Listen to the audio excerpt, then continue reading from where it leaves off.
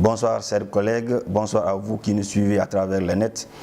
Bienvenue sur votre émission L'invité. Nous recevons aujourd'hui Jean-Paul Lawson, étudiant en gestion du patrimoine culturel et archiviste documentaliste de formation, candidat pour occuper le poste de président du BUZZ. Bonsoir M. Lawson.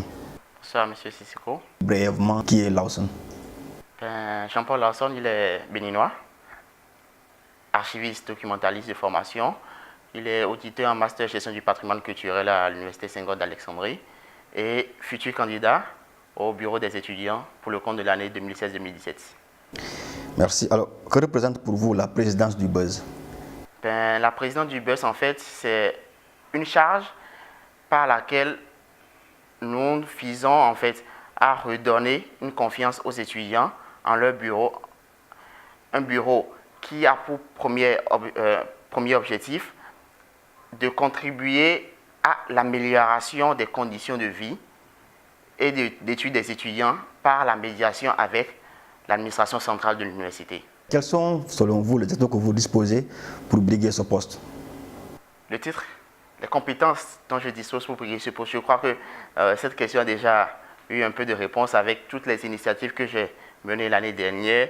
Je vais parler des différentes formations que j'ai animées, le leadership avec lequel j'ai conduit un certain nombre de projets dans la maison. Je crois que réellement j'ai les compétences nécessaires pour briguer le poste de président du bureau des étudiants. Pouvez nous citer quelques grands axes sur lesquels vous allez vous appesantir si toutefois vous êtes élu président?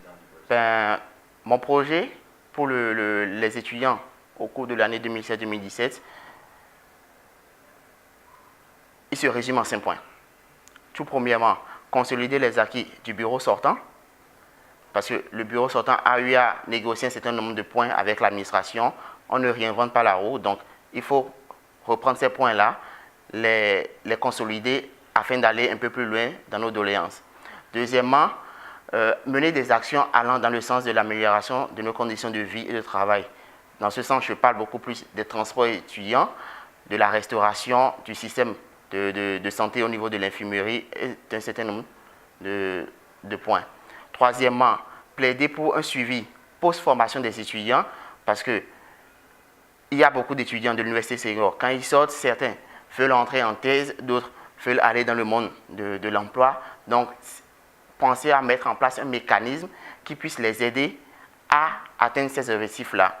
Le quatrième point, c'est initier, d'organiser et de participer à des activités tant culturelles, sportives qu'académiques pour améliorer, renforcer la visibilité de l'université sur la scène égyptienne et africaine.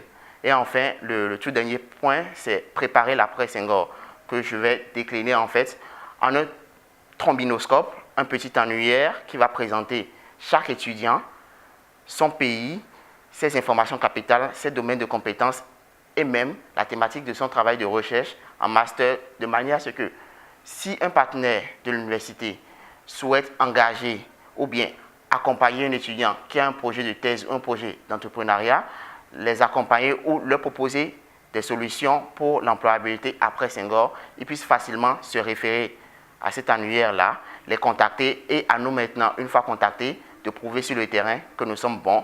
Et je crois que la question de l'employabilité après l'Université Senghor trouvera quand même un début de solution. Vu que vous êtes le seul candidat à briguer le poste de président, est-ce que cela ne fait pas de vous un président par défaut au cas où vous serez élu? Peut-être, mais je pense que le poste de président, tout comme tout poste au niveau du bureau des étudiants, ce n'est pas un poste par défaut, mais c'est un poste où nous devons être tous ensemble pour travailler, pour améliorer nos conditions de vie et d'études. Par rapport à l'année dernière, nous avions 4 candidats au président. Cette année, il n'y en a que vous. Qu'est-ce qui, selon vous, explique ce manque d'engouement? Est-ce dû à la lourdeur des tâches ou bien c'est juste parce que c'est un manque d'intérêt de la part des étudiants? Moi, je pense que c'est en fait beaucoup plus sur le plan académique parce que la deuxième année, c'est l'année où on se focalise beaucoup plus sur le mémoire et donc un certain nombre de travail qui demande de la concentration. Est-ce que le mémoire est-il compatible avec un poste de responsabilité? Tout dépend de l'organisation de chacun. Et moi, je pense que ce n'est pas vraiment un déni d'engouement. qui a amené que je sois le seul candidat au poste. C'est peut-être parce que beaucoup voient déjà la lourdeur des tâches qu'il y aura à faire au niveau de la rédaction de leur mémoire et ils ne voudraient pas en fait prendre beaucoup d'autres responsabilités, se concentrer sur cette question et réussir en beauté leur cursus à l'Université Senghor. Nous arrivons au terme de notre entretien. Et quel est le message que vous adressez aux Senghoriens? Le message que je vais adresser aux Senghoriens, c'est d'abord d'avoir confiance au bureau qui sera mis en place, de les accompagner afin que tous, d'une seule voix, nous puissions porter haut nos doléances pour que nos conditions de vie, d'études puissent être améliorées et que nous finissions l'année en beauté. Merci, M. Lawson, et bon sens. Merci, c'est à moi de vous remercier. Merci également à vous qui nous suivez sur USTV. Nous vous donnons rendez-vous très prochainement avec un autre invité.